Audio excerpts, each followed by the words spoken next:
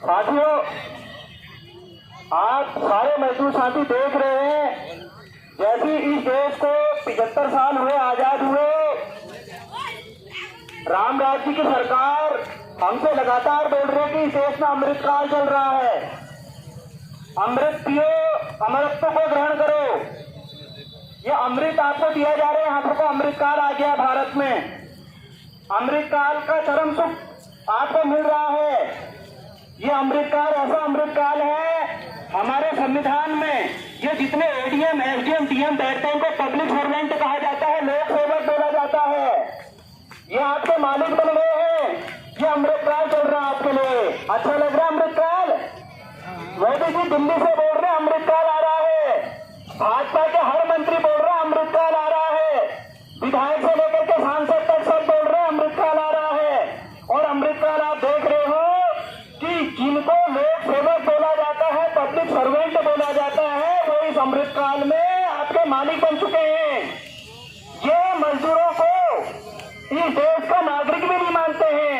जिस तरीके से दास प्रथा हुआ करती थी, जमींदारी प्रथा हुआ करती थी, उस जमाने में आम लोगों को, आम लोग मतलब जो मेहनत कश लोग होते थे, जो किसान आबादी है, गरीब आबादी है, उनको नागरिक नहीं माना जाता था। उनको गुलाम के साथ में के रूप में व्यवहार किया जाता था। जो खेती में काम करने वाले लोगों को भूदास के रूप में जो है वो किया जाता था। उसके सारे अधिकार जो है खत्म थे। आज की डेट में इन लोक सेवकों के उसमें उधम सिंह नगर जिले के लोक सेवकों के उसमें आप देख रहे होंगे, ये आपके मालिक बन चुके हैं। ये मजदूर महिलाओं और छोटे छोटे बच्चों को, ये अमृत काल है। ये छोटे बच्चे हमको हैं, इनको मच्छर काट रहे हैं। ये किस बात के लिए आए हैं? यहाँ पर शर्म आनी चाहिए। यहाँ पर तो कलेक्ट्रेट परिसर में बैठे हुए लोगों को ये शर्मनाक दिन है कि इसीलिए भगत सिंह जैसे लोग फांसी पर चढ़े, सुभाष चंद्र बोस ने इसीलिए नारा दिया कि तुम मुझे खून दो, मैं तुम्हें आजादी दूंगा। ये लोक सेवक इतने बहरे और निरंकुश हो जाएंगे इस देश की जनता के लिए। कहते हैं कि साथियों मजदूर हैं, वो देश की रीढ़ होती है। ये देश में मजदूरों के साथ में क्या शुरू कर रहे हैं? ये देश कैसे तरक्की करेगा? ये बोलते हैं कि भारत चांद पर पहुंच गया है, लेकिन सभ्यता में हम बर्बरता के युग में पहुंच चुके हैं। हमारे लोक सेवक, उनके क्षेत्र में जो मजदूर मेहनत का जनता है, जो इस देश के ही बच्चे हैं, इस देश के नागरिक हैं, उनके साथ में सम्मान के साथ में व्यवहार करना भूल चुके हैं। आज हम देख रहे हैं इस अमृत काल में ये गोरे अंग्रेज लोग जितने बेरहम इस देश के जनता के साथ में थे, जलियांवाला बाग नरसंहार कांड रचने वाले गोरे अंग्रेज जितने जो जालिम हो चुके थे, आज के अधिकारी लोग उनसे ज्यादा जालिम बन चुके हैं। ये हम देख रहे हैं। यहाँ पर ये सोचने की बात है, सर्वनाश प्रकरण है कि जिस एनडीएम की मध्यस्थता में समझौता हुआ, उसमें साफ साफ लिखा गया था, स्वाति पहाड़ मोहम्मद ने बोला, उस समय इंतजार के मजदूर एडीएम के पास में नहीं गए थे समझौता के लिए वार्ता बनाए देखने के लिए। इंतजार का प्रबंधन गया था एडीएम के द्वारा, जिला प्रशासन के द्वारा, किसान नेताओं के माध्यम से मजदूरों को अपने केंद्र पर बुलाया। ये आपके साथ में छल कपट किया गया। ये लोक सेवक छल कपट करने वाले बन चुके हैं, इनके व्यवहार से दिखाई दे रहा है। उस समय ये मजदूर नहीं गए थे। आपकी महापंचायत के दौरान में किच्छा के एसडीएम और सीओ ने फेसबुक पर आज भी हम सुन सकते हैं 15 दिन में समझौता करवाएंगे बोला था। और उसके बाद में कलेक्ट्रेट में वार्ता का नोटिस आपके पास में कलेक्ट्रेट भेजता, आप लोग नहीं गए थे गिनवाने के लिए, लेकिन इस जिला प्रशासन के मध्यस्थता में एडीएम, एसपी क्राइम और उसके बाद में आपके एएलसी के मध्यस्थता में समझौता हुआ। उस समझौते में एएलसी की हैंड राइटिंग में लिखा हुआ है बिंदु नंबर 3 में कि 64 निलंबित मजदूरों में से जिन 32 मजदूरों को साइटों पर भेजा जाएगा 3 महीने के लिए, बाद में उनकी घरेलू जांच की जाएगी, किंतु घरेलू जांच के दौरान और घरेलू जांच के बाद में किसी भी मजदूर को नौकरी से बर्खास्त नहीं किया जाएगा। ये एएलसी के हैंड राइटिंग में लिखा हुआ है। और आज ये जिला प्रशासन उस समझौते को लागू करवाने से बच रहा और कतरा रहा है। ये साफ साफ तरीके से हम देख रहे साथियों, ये अमृत काल में ये लोग कितने सच्चे लोग हैं। ये नैतिकता का पाठ पढ़ाते हैं, ये 15 अगस्त पर स्पीचें देते हैं, देश के उसमें नैतिक बल भरने की बात करते हैं, लेकिन ये कितने नैतिक लोग हैं, ये कितने सच्चे लोग हैं, ये कितने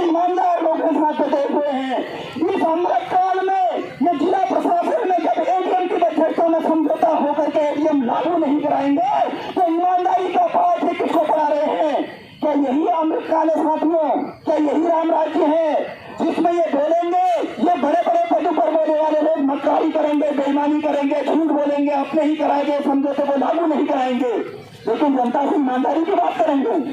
ये जनता से इस रूप में बात करेंगे कि अपने संयम को बरकरार रखे। तो साथियों, अभी हम लोग यहाँ पर जो आए हैं, अभी ये शुरुआत है। जो आंदोलन आपका चल रहा है, अगर उंगली सीधी उंगली से घी निकलता है तो सीधी उंगली से निकले। ये ज्ञापन देने के लिए हम यहाँ पर आए हैं। ये सोच रहे हैं कि ज्ञापन ग्रहण करने के बाद या अमरत्व को प्राप्त हो जाएंगे मजदूर ये भ्रम नहीं है, क्योंकि तुम लोग अपने कराए हुए समझौते से छल कपट कर करके उसको लागू नहीं करवाते हो, तो ज्ञापन लेने के बाद तुम लोग क्या करोगे ये मजदूर जानता है। लेकिन ये मजदूर ये महिलाएं तुम्हें मौका दे रही है। समाज के बीच में महान जनता से भी कहना चाह रहे हैं, जो फेसबुक लाइव के माध्यम से देख रहे हैं, देखिए उधम सिंह नगर जिले के क्या हाल है, ये अमृतकाल के क्या हाल चाल है। ये कोई भी मजदूरों ने एक हफ्ते पहले रिटर्न में इस कलेक्ट्रेट में जाकर के सूचना जो दी थी। आज पहली बार मजदूर यहाँ पर नहीं आए हैं। इससे पहले भी मजदूर रविवार के दिन में कैंप कार्यालय पर आए हैं, तो तमाम सारे अधिकारियों ने ज्ञापन रिसीव किया। लेकिन आज पहली बार ये है साथियों कि आपका रिसीव करने के लिए ये कोई अधिकारी आपको नहीं पहुंचा। तो कोई बात नहीं साथियों, हमें हताश निराश होने की जरूरत नहीं है, रास्ते बंद नहीं है, बल्कि हम तो यहाँ सिर्फ ये बताने आए हैं, कलेक्ट्रेट स्तर पर संभाल लीजिए मामले को। अपनी जो तुम्हारी फजीहत इंतजार का मालिक कर रहा है, जो पूरे समाज में इंतजार का मालिक तू करवा रहा है, एडीएम की मध्यस्थता में जो यहाँ के डीएम ने जिला स्तरीय कमेटी का गठन किया, एडीएम ने उसकी अध्यक्षता की, एसपी क्राइम समझौते में बैठे, यहाँ का एएसयू समझौते में बैठे, एएसयू के हैंड राइटिंग में तो लिखा है कि किसी मजदूर को बर्खास्त नहीं किया जाएगा, किंतु उस समझौते को तार तार कर करके बर्खास्त कर दिया गया है। जिला प्रशासन को कोई फर्क नहीं पड़ रहा है। अब ये सोचा जाए कि जब एडीएम की जब डीएम की द्वारा गठित जिला स्तरीय कमेटी एडीएम की अध्यक्षता में समझौता लागू नहीं होगा, तो फिर क्या होगा इस जिले के अंदर में? कौन सी कानून व्यवस्था कायम रहेगी? साथियों, एसएसपी मंजुनाथ सिंह के द्वारा 15 अगस्त को भाषण दिया गया था कि इंट्रार और टाटा मोटर्स और अशोक लीलैंड कंपनी के मजदूरों के आंदोलन को हमने शांतिपूर्ण तरीके से हल करवा दिया है। तो हम कहना चाहते हैं एसएसपी महोदय से, देखिए आपने हल कितना करवाए हैं, ये मजदूर जिला प्रशासन के दरवाजे पर बैठे हुए हैं और बाकी जनता भी फेसबुक लाइव के माध्यम से देख रही है। तो साथियों, हमें अब इससे बड़े स्टेप की तरफ बढ़ने की जरूरत है। इससे बड़ा स्टेप मतलब हमने जो लिख करके दिया है जो ज्ञापन में, और तमाम कमिश्नर के पास में कि 30 सितंबर तक का टाइम है इनके पास में, 20 सितंबर तक ये अपने समझौते को लागू कर ले, जिला प्रशासन अपने समझौते को लागू करवाए, वरना 21 सितंबर को ये कारवा कुमाऊं कमिश्नर के नैनीताल कार्यालय पर जाएगा। नैनीताल की जनता के अंदर भी, नैनीताल शहर के अंदर भी दिखाएगा, देखिए उधम सिंह नगर का जिला प्रशासन क्या है या अमृतकाल क्या है। और उस दिन फिर निर्णायक जो जवाबदेही होगी, वो जो कमिश्नर कार्यालय के पास में निर्णायक जवाबदेही होगी, इसकी सूचना मात्र देने के लिए हम आए यहाँ पर। हम इस एडीएम के मोहताज नहीं है, हम इस डीएम के मोहताज नहीं है, हम इस देश के नागरिक हैं, हमारे पास में लोकतांत्रिक अधिकार है। उस लोकतांत्रिक अधिकार के तहत में हम कुमाऊं कमिश्नर के कार्यालय पर 21 सितंबर को प्रदर्शन करेंगे, इससे बड़ा प्रदर्शन करेंगे। और उसके बाद में साथियों, आगे ये आंदोलन और आगे बढ़ेगा, क्योंकि ये ऐसे मानने वाले लोग नहीं है, ये हमारे मजदूरों के धैर्य की परीक्षा ले रहे हैं। सिद्धू के अलग अलग कंपनी के मजदूर साथी आए हो, पूरे दल के साथ में एकजुट रहिए। ये हमारा देश है, हम इस देश के नागरिक हैं और हमारा ही ये देश है। इसलिए ये लोक सेवक अगर सही ढंग से काम करते हैं किसी लोकतांत्रिक प्रणाली में तो अच्छी बात है, वरना उसी लोकतांत्रिक प्रणाली के अधिकार के तहत में जनता के पास में सबसे ज्यादा अधिकार है कि लोक सेवकों को किस ढंग से लाइन पर लाया जाता है और किस तरीके से काम कराया जाता है। और हम इस काम को करेंगे साथियों, और अगली बार ये आंदोलन को इस हद तक आगे बढ़ाइए, ये मेरा व्यक्तिगत सुझाव है। आप भी मंथन कीजिएगा, आपकी बार इंट्रार कंपनी जाम मत करना, आपकी बार इंट्रार कंपनी जाम मत करना साथियों, आपकी बार एडीएम का कार्यालय जाम करना, एडीएम के पास में पूरे पैसे खड़े के साथ में हिम्मत करके करना, क्या करेंगे? जेल डाल देंगे, क्या करेंगे? लठ बरसा देंगे। इस जनता के बीच में दिखाने के लिए प्रचार करने के बाद में बोलना कि इस एटीएम की मध्यस्थता में जो समझौता संपन्न हुआ, हम तमाम बार आए, हम ज्ञापन के क्षेत्र में आए, हम डेलीगेशन के रूप में मिलने के लिए आए और हम कुमाऊं कमिश्नर के पास में जाकर के अपनी आवाज लेकर के आए। हमने फेसबुक और तमाम मीडिया के माध्यम से प्रचार प्रसार किया, लेकिन इन पर कोई फर्क नहीं पड़ा। अब हमारे पास में, जनता के पास में हमारी नैतिकता कहती है, सुभाष चंद्र बोस और भगत सिंह जैसे लोगों की शिक्षा कहती है कि अगर ये लोक सेवा जनता से कट जाए तो फिर इनको कुर्सी पर बैठने का अधिकार नहीं होना चाहिए। और कम से कम हमारे स्वतंत्र होने तक, जब तक हम इस जमीन पर मौजूद हैं, तो ये एडीएम को अगर ये अपनी मध्यस्थता में किए हुए समझौते को लागू नहीं करवाते हैं तो हमें इन्हें अपनी कुर्सी पर बैठने का अधिकार नहीं है और हम इन्हें कुर्सी पर अपने रहते हुए नहीं बैठने देंगे। यह आंदोलन वहां जाना चाहिए, लेकिन तैयारी के साथ में साथियों, पूरी तैयारी के साथ में ये आपको हटाओ विकास कर देना चाहते हैं। ये लोक सेवकों की अमृतकाल की प्रैक्टिस है। ये जनता को हाथों शहीद कर देना चाहते हैं ताकि लोग टूट जाए अंदर से।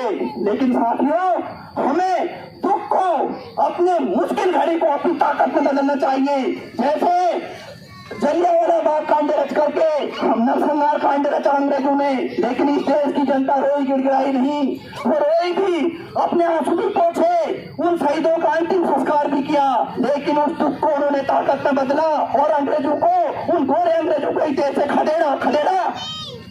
आपसे पूछना चाहता हूँ साथियों, खदेड़ा ना? तो अब इस स्थिति में 1919 से लेकर के 1947 में खदेड़ा उन्होंने, लेकिन इस देश की जनता वो हताशा के दुख के सागर में नहीं डूबी, बल्कि उन्होंने अपनी ताकत को और ज्यादा मजबूत किया। तो साथियों, क्रमबद्ध तरीके से अपने आंदोलन को आगे बढ़ाइए। 21 सितंबर को जो कमिश्नरी के वहां प्रदर्शन होना है, इस मुद्दे को पूरे सोशल मीडिया के माध्यम से, अन्य माध्यमों से फैलाइए, प्रसारित कीजिए। 21 सितंबर के बीच में रुद्रपुर शहर में तमाम सारा जो है तो आप कार्यक्रम कीजिए, पर्चे छापिए, पोस्टर निकालिए, बताइए जिला प्रशासन ने आपके साथ में क्या शुरू किया। पूछिए जनता से कि क्या मजबूरी है कि एडीएम की अध्यक्षता में जो समझौता हुआ और एएलसी के हैंड राइटिंग में लिखा, बिंदु नंबर 3 आज भी समझौता मौजूद है कि किसी मजदूर को बर्खास्त नहीं किया जाएगा। तो फिर एएलसी की हैंड राइटिंग में एडीएम जब कुर्सी पर बैठे थे, वार्ता की अध्यक्षता कर रहे थे, तो ये मजदूरों को बर्खास्त क्यों किया गया? यही निकल के नहीं जाने देना है। लेकिन साथियों, पूरे धैर्य और संयम के साथ में अपने आंदोलन को लगातार विस्तारित कीजिए। 2022 से लेकर के अगस्त के महीने पहुंचे, अभी 8 ही महीने हुए आपके आंदोलन को। आप भी वही हो, महिलाएं भी वही है, मजदूर भी वही है। बस मेरा यही कहना है कि हम इस देश के नागरिक हैं, कोई हम पर एहसान नहीं कर रहा है। एक टेस्ट मैं आपको देना चाहता हूँ साथियों, ये इतने गब्बर से बने हुए हैं, इतने सारे घोटाले हो रहे हैं। आपकी जानकारी के लिए दे दूं, भारत में जो टैक्स कलेक्शन होता है उसका 30 से 35% टैक्स ही कारपोरेट टैक्स के रूप में जाता है। बाकी 65-70% टैक्स हम आम जनता जो चीजों को खरीदती है, तमाम सेवाओं को लेती है, हमारे टैक्स से राजकोष इकट्ठा हो रहा है। इस एडीएम को अगर तनख्वाह मिल रही है उसमें 65% हिस्सा हम जनता का है। अगर ये पुलिस के सिपाही, पुलिस के अधिकारी बैठे हैं, इनको वेतन भत्ते मिल रहे हैं, तो हमारे तमाम सारे टैक्स से जो राजकोष इकट्ठा होता है उसका 65-70% हिस्सा हम वहन करते हैं। तो इनको हमारे हिसाब से चलना ही होगा। ये हमारा देश है। इस देश की टोटल आबादी का अगर मजदूर, किसान और मेहनत करने वालों को जोड़ दें तो हम 100 में से 90 हैं। ये देश हमारे हिसाब से चलेगा।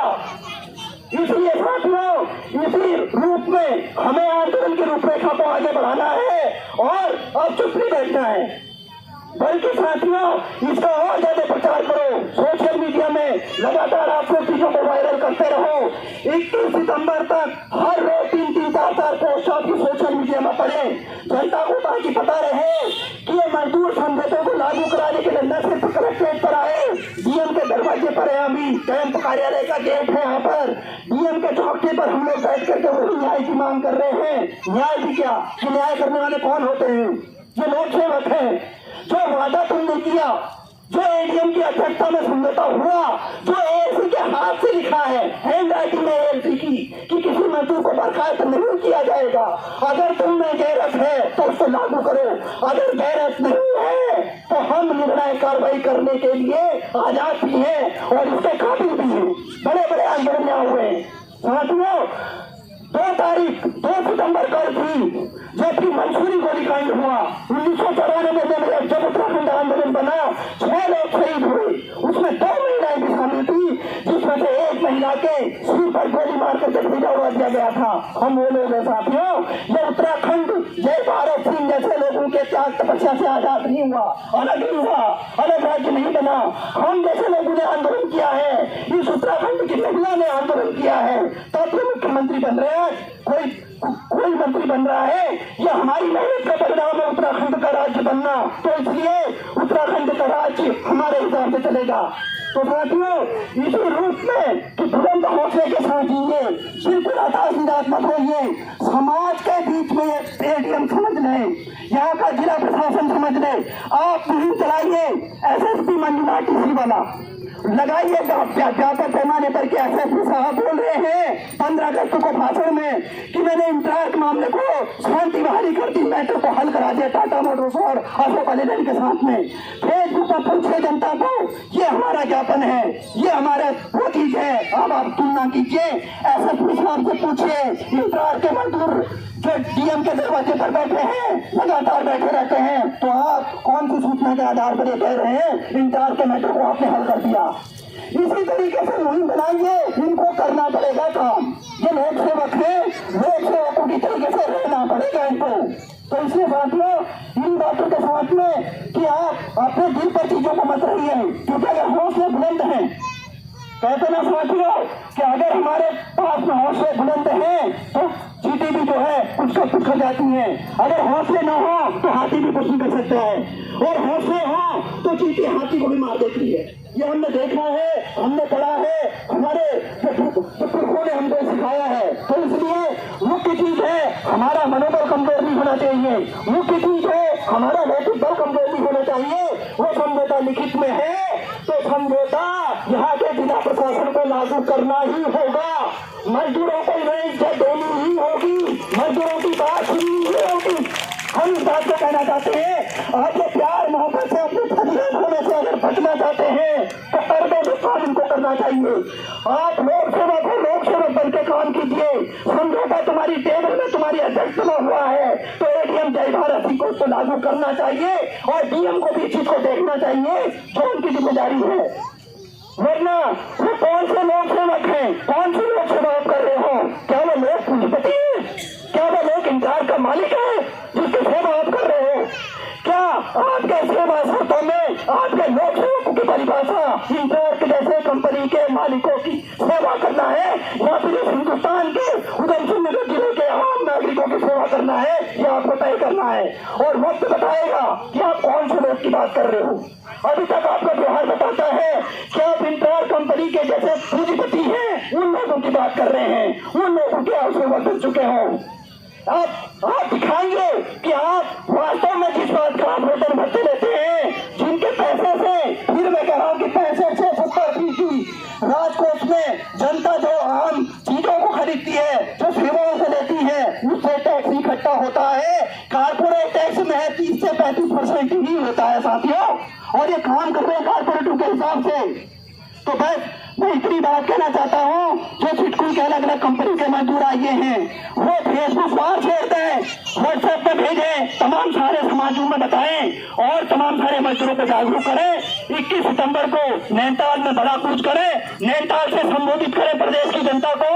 ये उधमसिंह नगर जिले में क्या हो गया है, ये यहाँ का एडीएम, यहाँ का जिलाधिकारी, यहाँ का जिला प्रशासन आखिर किसका बंधक बन चुका है? इसके अंदर ये हिम्मत क्यों नहीं है कि अपनी टेबल पर अपनी अध्यक्षता में हुए समझौते को लागू क्यों नहीं करवा पा रहा है? क्या मजबूरी है? बस मेरी बात यही है, इसको हमको मुहिम छेड़ देनी है और इनको करना पड़ेगा। जो हमारा हक अधिकार है लागू करना ही होगा। इन्हीं बातों के साथ में मैं अपनी बात को समाप्त करता हूँ। बाकी ये मेरे अपने सुझाव थे जो जन आंदोलन के दौरान मैंने सीखे हैं। तय आपकी इंटराक्ट यूनियन को करना है, आपकी लीडरशिप को करना है। ऐसे मेरे सुझाव थे। धन्यवाद साथी।